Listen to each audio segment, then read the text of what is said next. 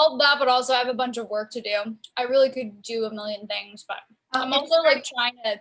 We're live. We're live. Hello. Hello, everybody. Hello. Hello. Oh, you guys crack me up. All right, it is 5-minute-ish FriYAY, and we have one of our other team members, Miss Megan Hall, on the call with us today because she is our podcasting expert, and she is going to talk to us about podcasting. So Yay! we're excited. We've done another podcasting FriYAY before, but I'm excited to learn a little bit more from you. And this seems to be a very popular topic with some of our clients. So just an additional way to kind of get the word out about what they're doing or share their story. And so, yeah, let's just kick back and have a good little podcasting conversation. Anyone who's watching right now, you can just drop your questions or anything you want to know in the comment section, and we will answer it on the spot. Yay!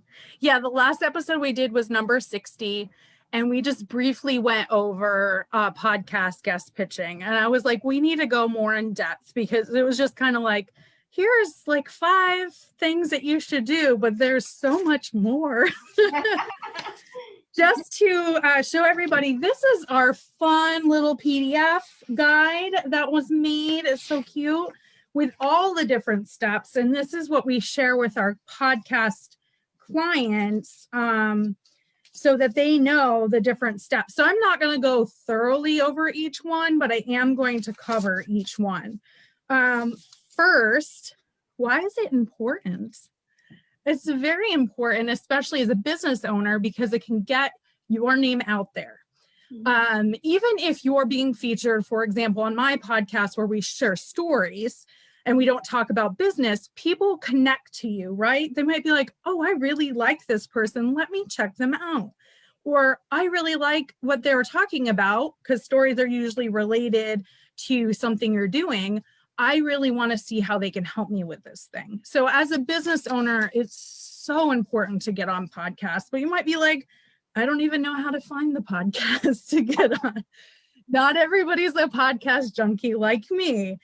So one of the steps we don't have in the pitching guide, but is something that I would go over if we were doing like a one-on-one appointment, which we offer 30-minute and 1-hour appointments for anybody who wants to be a podcast guest or wants to be a podcast host. We also have these cute little PDFs for hosting as well.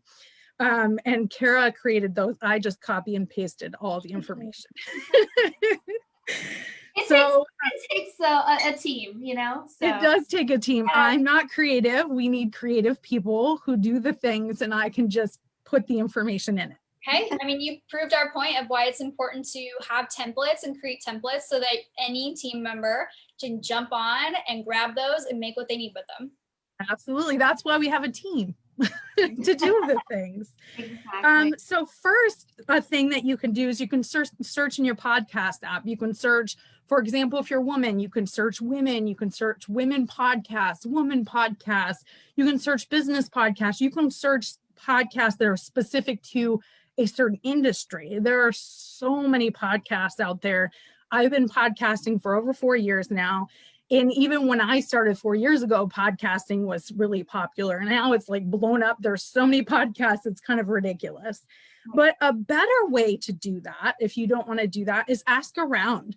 As a business owner, I'm sure a lot of you are in groups, right? You're in business groups, entrepreneur groups, groups specific to your industry. You can ask around. You can ask on Facebook, Instagram, Twitter, like what podcasts you listen to. That's what I was just going to say. It's a perfect opportunity for easy content on social, right, Kara? So do those little questions in Instagram story, or where else would you see those? I think another big place that's really popped up now is TikTok, but even on Pinterest, I see people looking. I feel like a lot of people use Pinterest kind of like Google sometimes, and they use it for searching for things. I know I have, but not even that. Like a lot of times people will post like, I've done it before. I'm about to take a 9-hour car ride. Okay, I can't listen to music all the time. I'm going to fall asleep. So I need to listen to something that's going to grab my, the attention of my mind and make me think. And so I always will pop up on my Instagram stories and I'll do the poll or the questionnaire and go, give me your podcast, recommendations. Yeah, I only use Pinterest to find recipes, but so does my husband. That's the only thing he uses it.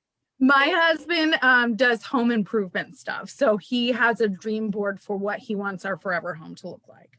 So everybody uses Pinterest for different things. Pinterest is great. Nice. There's social media, just ask. Like, people are going to give you recommendations. Of course. But also listen to podcasts, because you know where podcasters are being featured on other podcasts. It's smart, right? Because you're already tapping into an audience who's already doing the thing you want them to do. So as a podcast, if I'm featured on another podcast, I'm in an audience who's already listening to podcasts. So it just makes a lot of sense. So listening to a podcast will help you find other podcasters when they're being featured. And you don't have to be featured on 100 different podcasts. I feel like people like do this mass spam of all these podcasters they find with the same exact cookie cutter like pitch, and that's not going to work.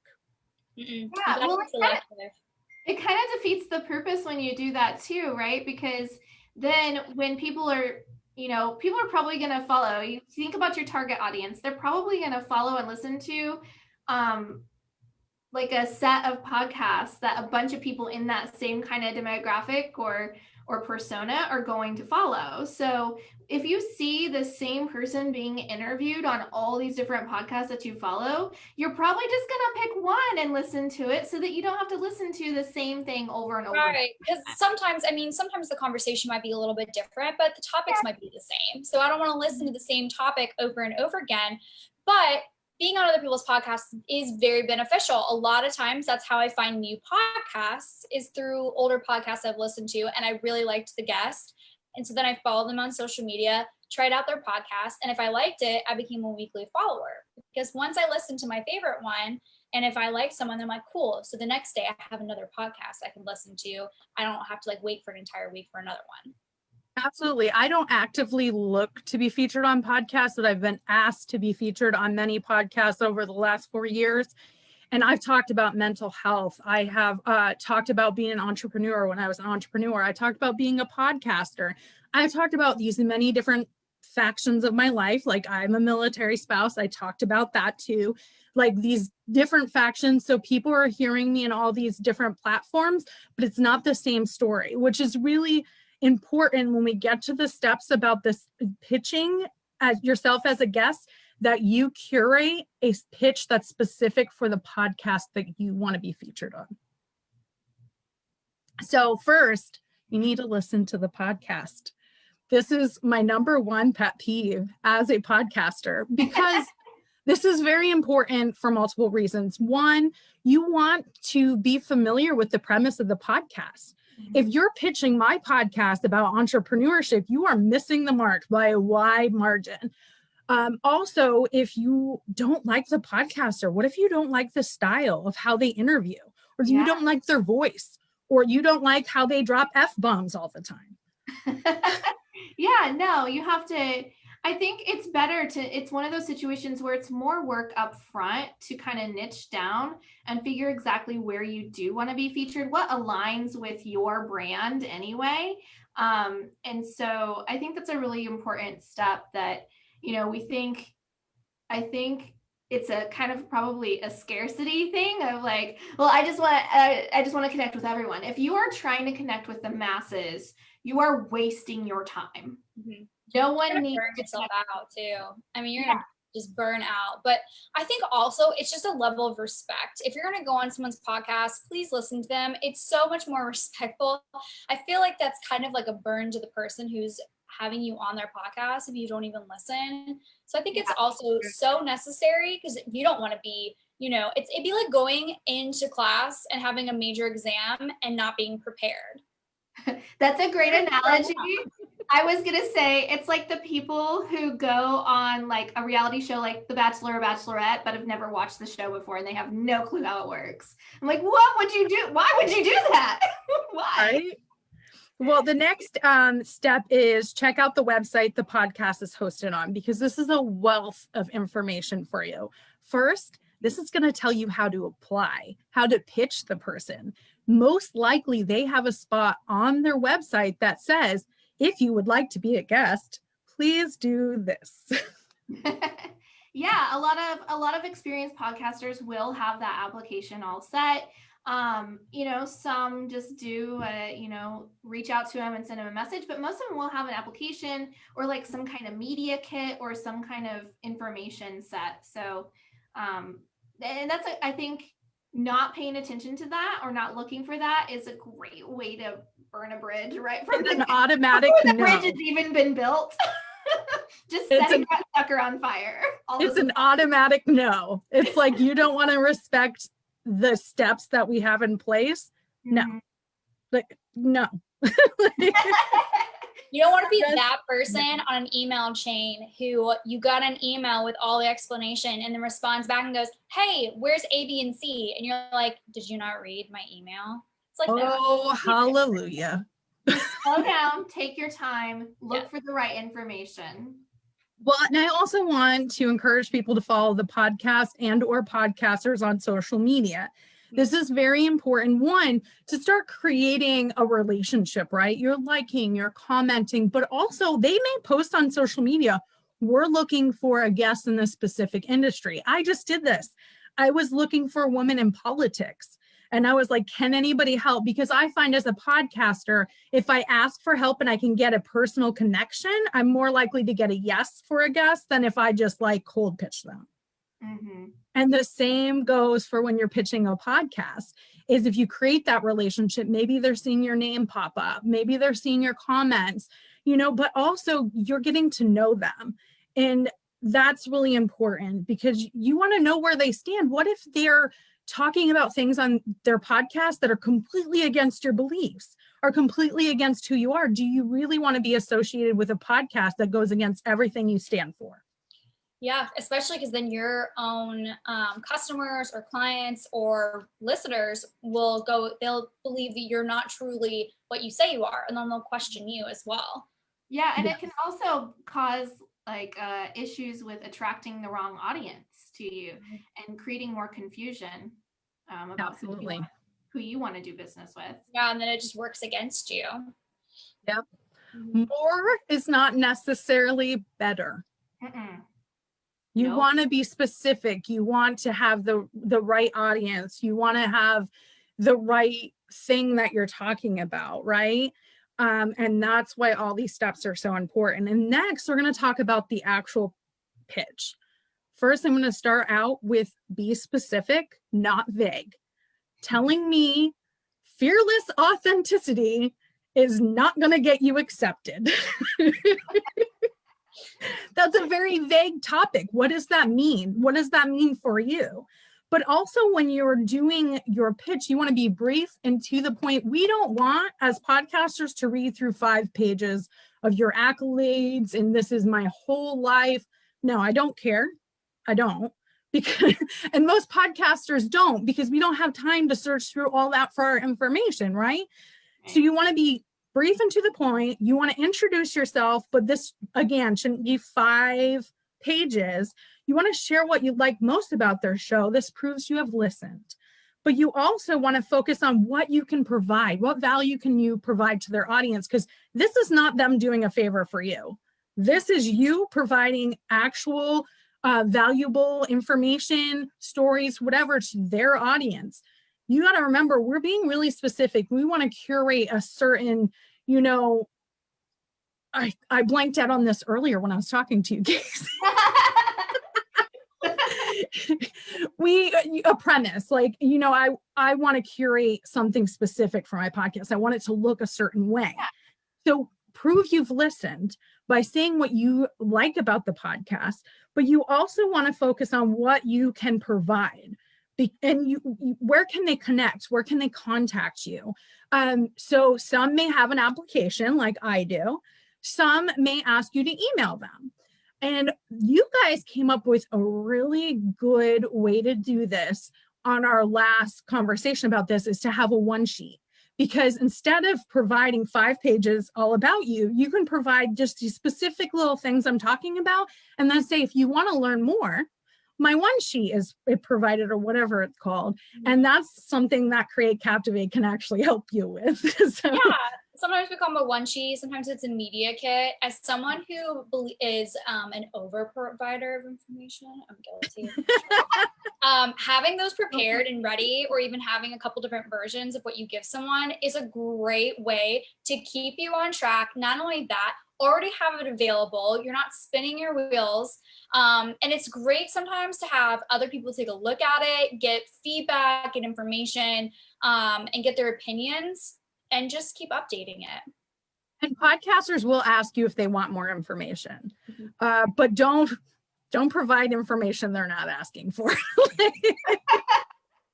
I have people who become guests that will email me with all of this information. I'm like, I did not ask for that. Yeah, and you have to think, the more popular the podcast is, probably the more applications they're getting flooded with. And so if you want to make the cut, which seems so cutthroat to say, but if you want to make the cut and get accepted, you need to be strategic. It's just like applying for a job, right? It's like taking the time to write a cover letter to that specific person at that specific company about your relevant skills and competencies in that kind of business, and how it's like relevant to all of that. You don't just like put together some, sloppy, like half done to the masses kind of thing and expect to get an interview and expect to get hired anytime soon. Like, slow down, take your time, put it together, polish it up, and do it with intention behind it and with purpose. That's what I was just going to say. Be intentional.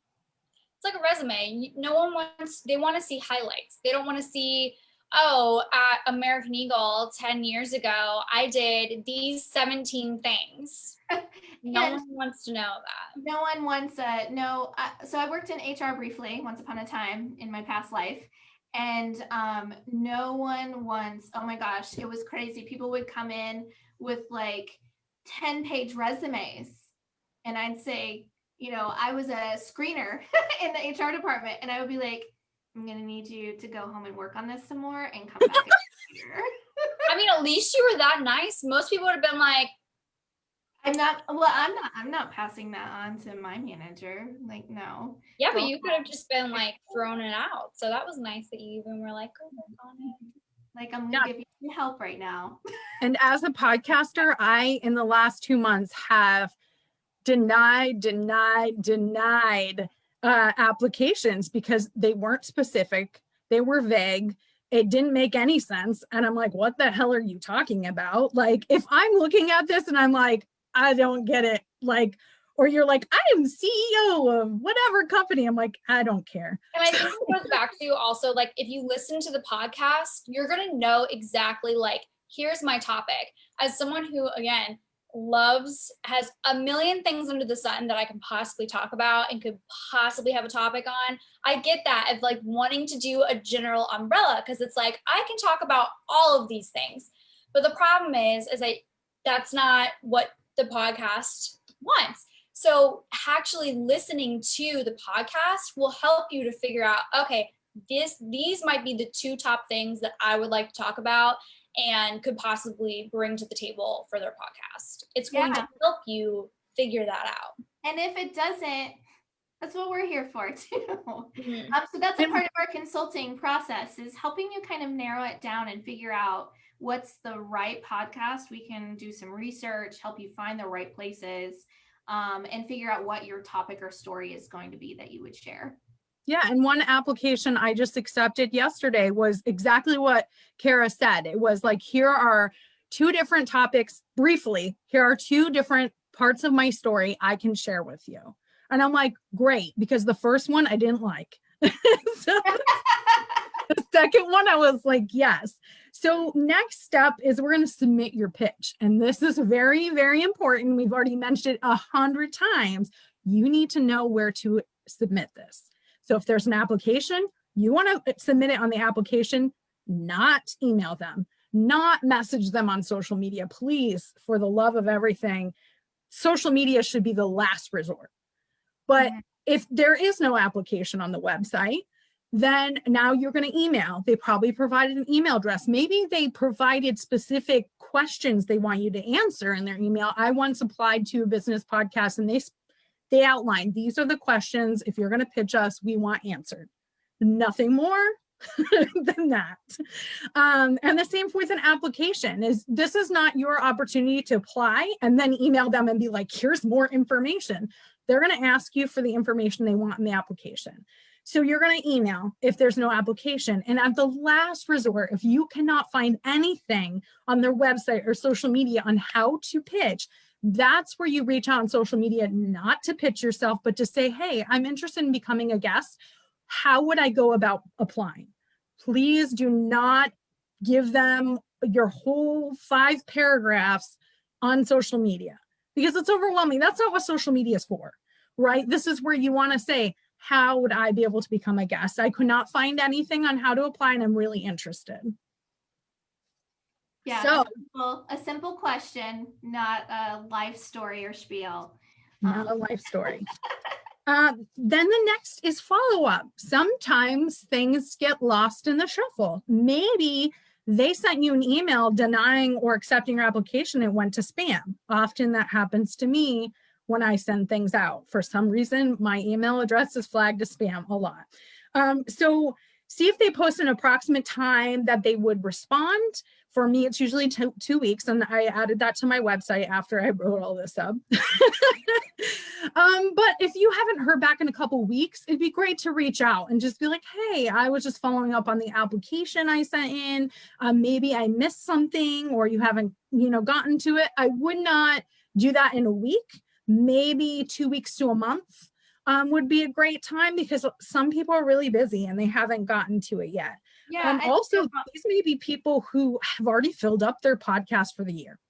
Exactly. I was just going to say a lot of people probably their schedule is probably pretty full and they're booking out months in advance.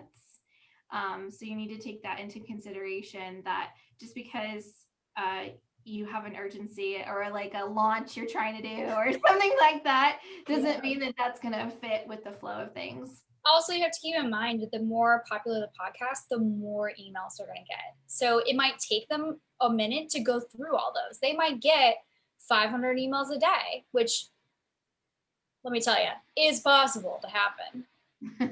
And that might not be the podcast you want to be featured on at first. You might want to look for a smaller podcast because the ones that receive 500 applications a day, they're looking for a very specific guest. And if you don't, a lot of them will be like, if you don't have this many followers on social media, because they're looking for you to share it too, right? To build up more of an audience. So some people have those certain criteria you have to meet. And sometimes they will explain that on a website, right? They will lay out this is the criteria for our guests. Yep.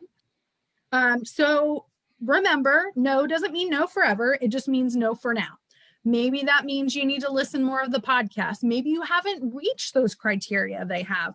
A lot of podcasts will provide feedback when they deny your application and be like, listen, maybe not very detailed feedback, but they'll probably be like, this is the reason your application was denied. Or we've already filled up for the year. I personally have guests booked out for months. So if somebody applies today and I accept their application, they're not going to have their interview or their episode featured until May. So we get a lot of people applying. We get a lot of people. And that's why I say no doesn't mean no forever. So don't give up. Don't be like, well, I'm never going to be a podcast guest. You might just need to change the things that you said. Maybe you need help we provide that can help you hone in on that. We have a lot of creative people on our team, and where I am the podcast consultant because I've been around the industry for a while, our team actually has a lot of experience with creating things that are eye-catching, helping you build your audience, helping you get more experience that might help you get more features. Yeah, and working on like your messaging and the way that you're presenting yourself or your message to the world too. So copywriters, designers. We've also helped with, if you have an idea for a podcast, helping you through the process of that and the brainstorming, but also branding and naming as well. Yeah.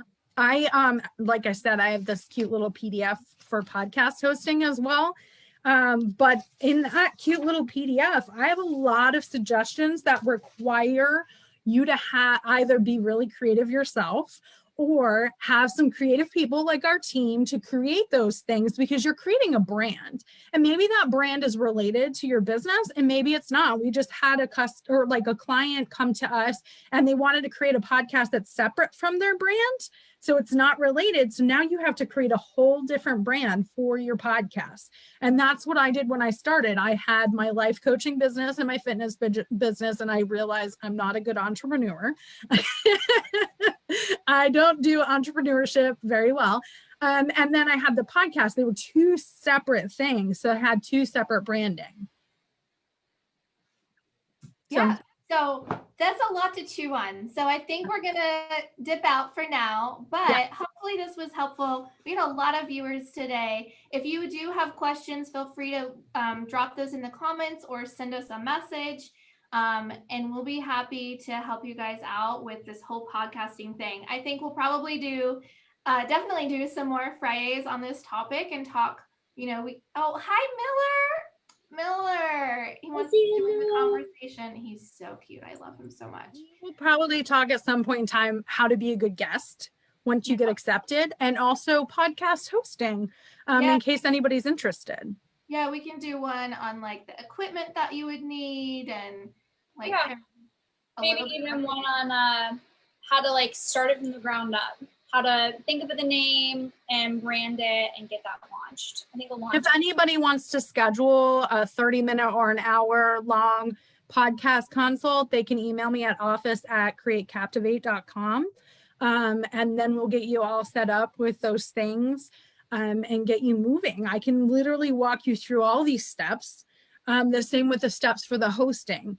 And I can help you find those podcasts that you want to be featured on, and how would you want to go about that. So really important. Our team is amazing. I'm just going to plug us a lot. I mean, we're a little biased, but yeah, so awesome. I'm so glad that we had this chat today, you guys. It was really fun, and hopefully it was really interesting to everyone out there. Please stay tuned for future FriYAYs. I'm not sure what we're going to talk about next week, but we will come up with something fun and engaging for you again. So thanks so much for watching. Everybody have a fantastic weekend. Stay warm, and we'll see you next week. Bye.